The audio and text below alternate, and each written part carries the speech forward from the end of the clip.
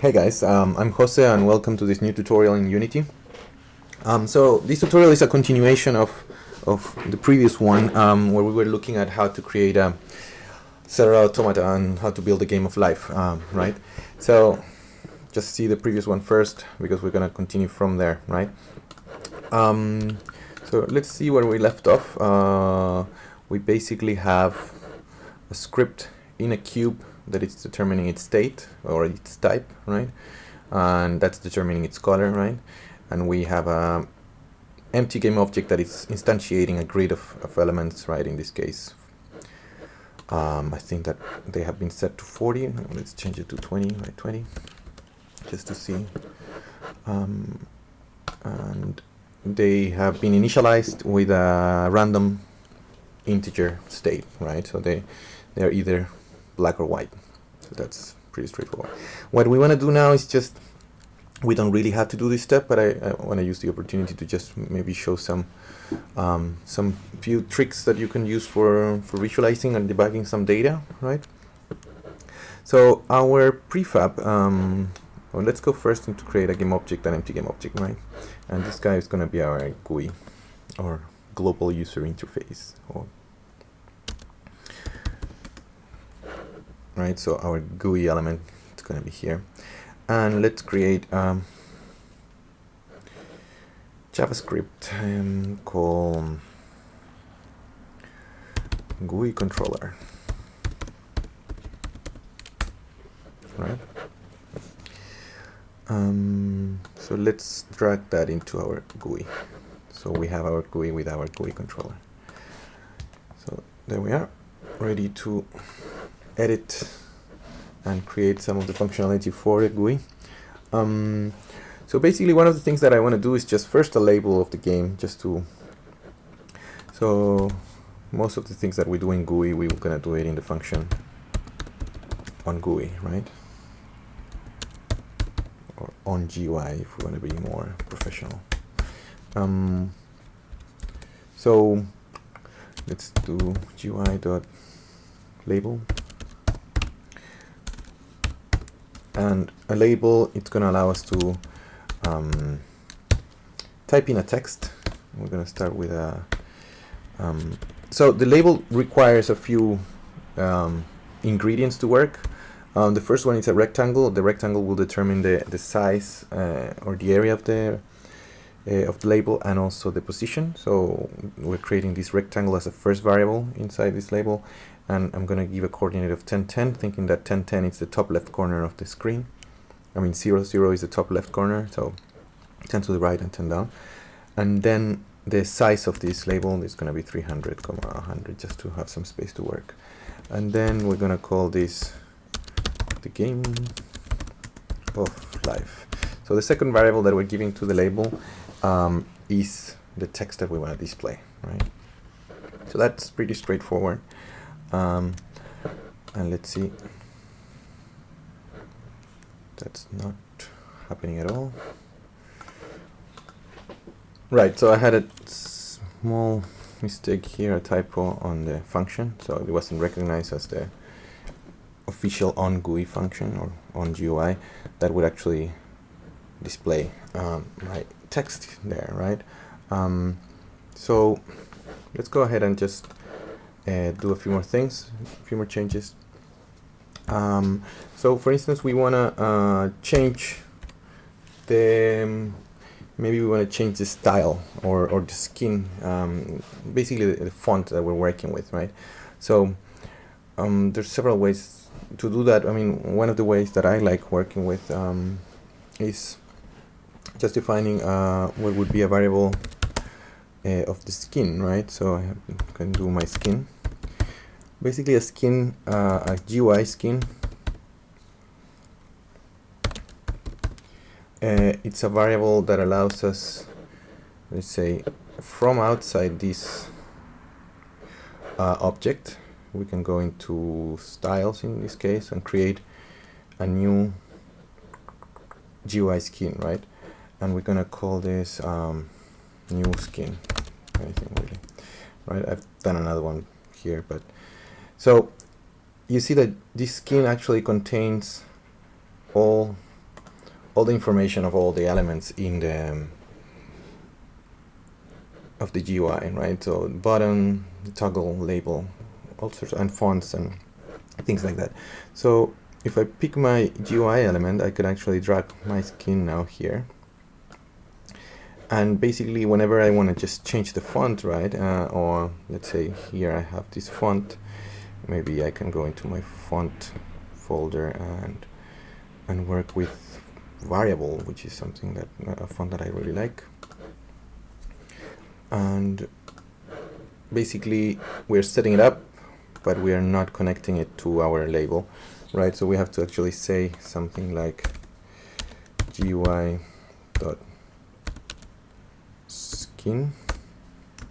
equals my skin, right?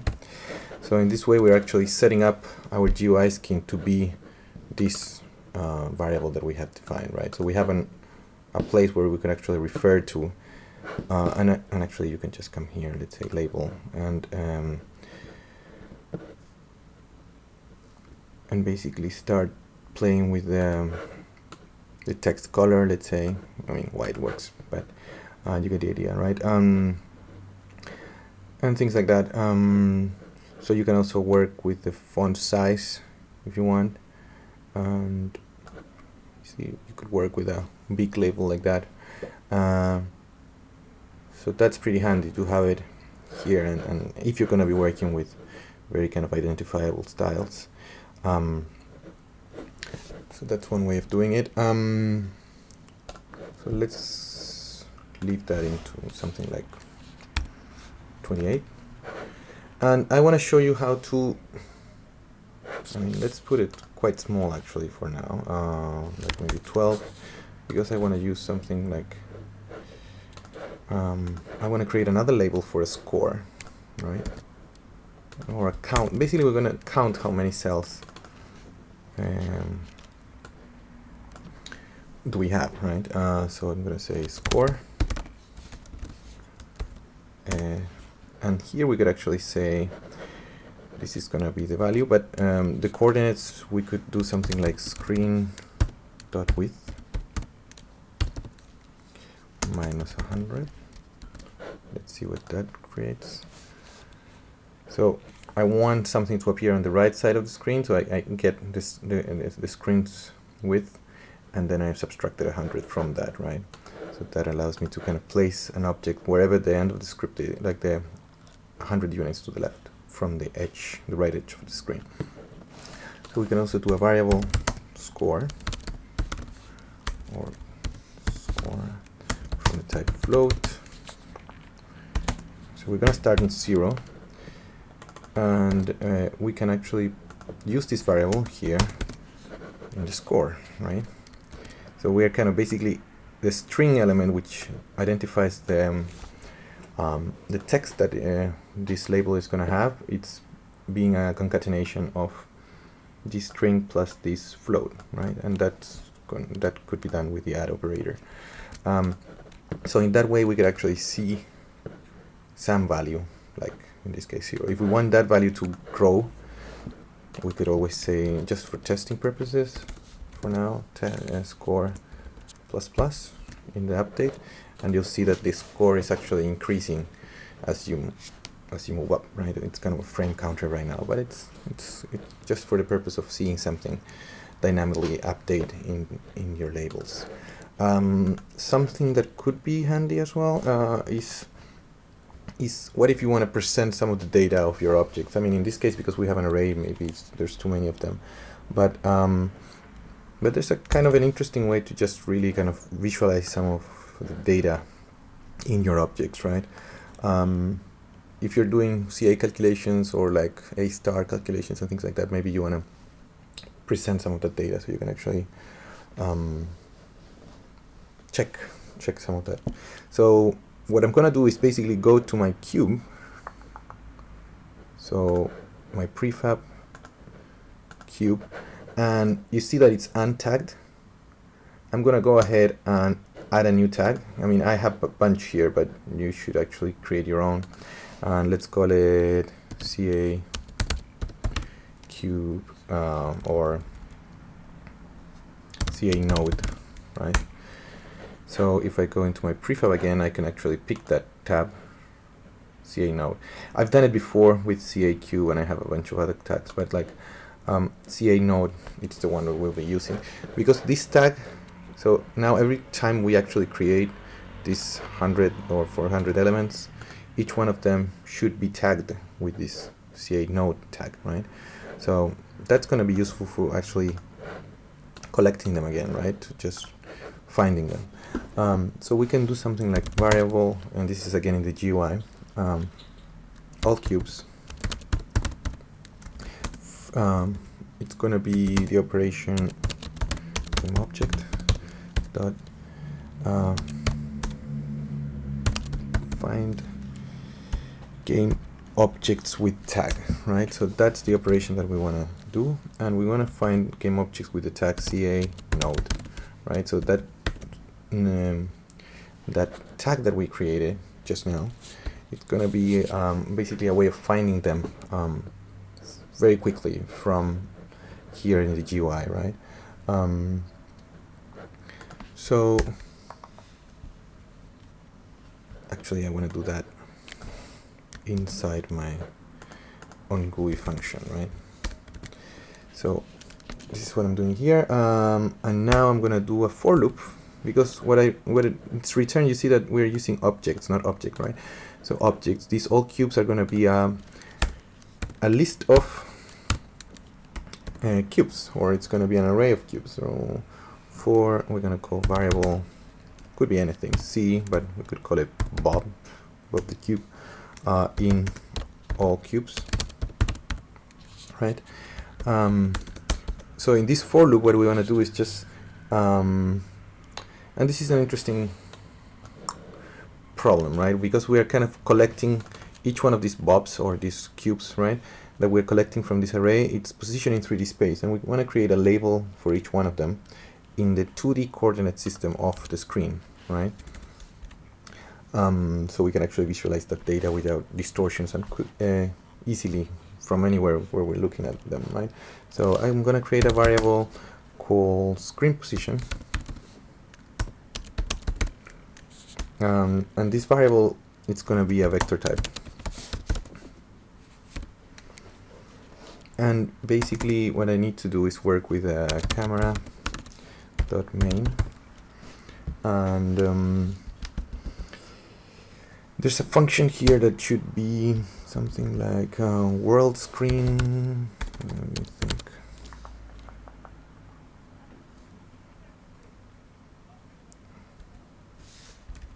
Do we need to provide this like that? World screen. Yeah, that's it. That world to screen point, right? So there we go. That's the one that we're looking for. So basically this function, it's going to transform a point into screen coordinates. So I'm going to say here bob dot transform dot position, right? And then we are going to search. We need to also the type of what, I mean, we could just go ahead and right now do a label as we've done here. I'm going to copy this one. And the position of the label is going to be screen position.x, and the y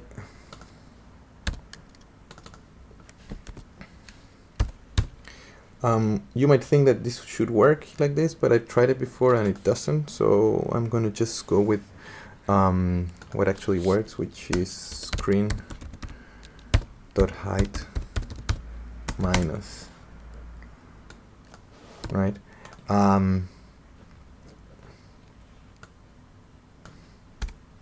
So there we go. So the height, it seems to me like that the result of this is being inverted. So I basically subtract the height of the screen with the screen position that I get from this variable, right? And that should actually do the trick. And let's call this for now label or type, because we're gonna just use it for displaying the type. As much as the type has it's already explicit on the color of the cubes. Let's see if this works first. We're gonna try to create a new label on top of them. We are getting an error here. So it says, right, yeah, the problem here is supposed to be that camera, in order for this kind of camera main function to work, this has to be the main camera. I deleted the main camera originally, so I think I need to add a tag of it saying this is the main camera. Maybe that will, yeah, so there we go.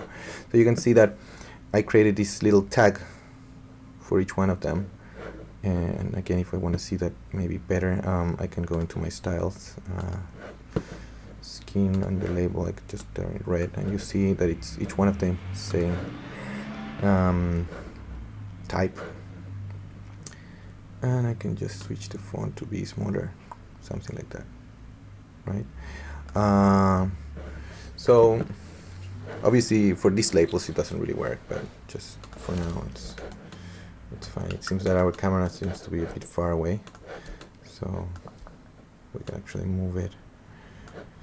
Maybe we could be a bit closer to the action. Yeah.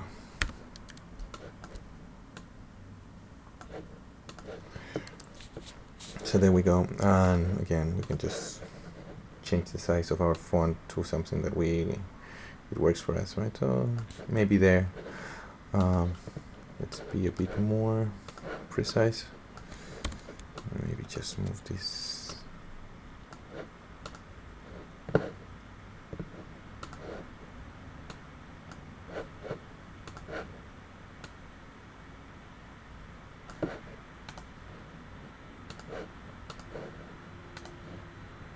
So I'm copy pasting the component just to have it where I want it. So there we go. So you can see that this could be useful, right? Cool. So one more thing that we need in this process here. So we can actually find the variable type. So variable type. This is an integer, I think. Yeah. It's basically bob dot. Oh, we could actually add here, just for it to recognize here, dot get.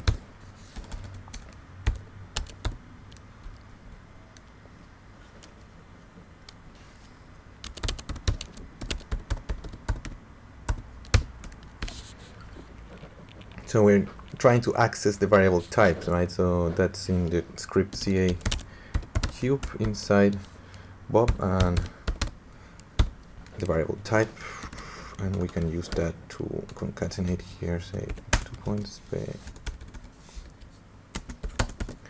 right? So we're gonna type the variable type equals the value of it, right? I mean, it could be anything. If you have more variables, then it's going to be useful for debugging, perhaps some.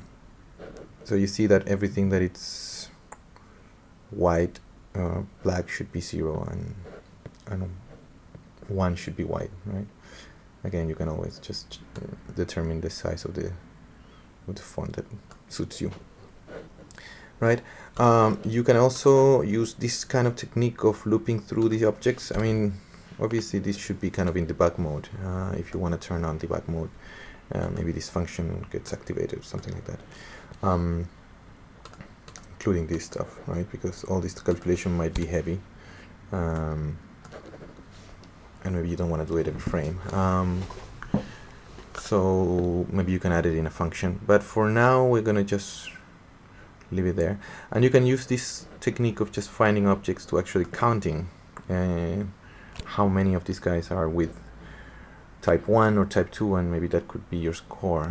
If we do that quickly, we could say all cubes. Let's call it all cubes 2, find objects with a cube type. Copy this loop here. Copy the type. I think it's gonna complain that we might have, so type 2.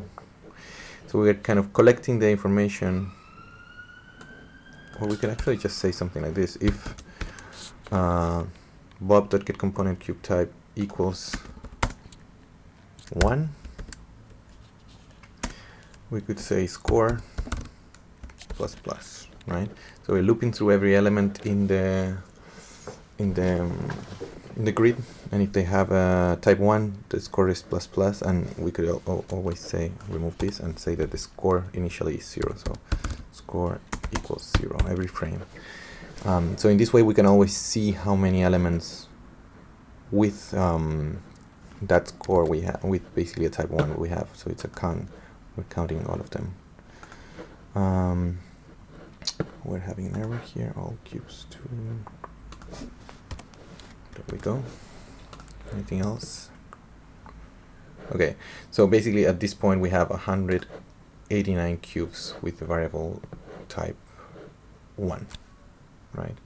Which is roughly half of the 400 that we have, and that should vary based on the random function, right?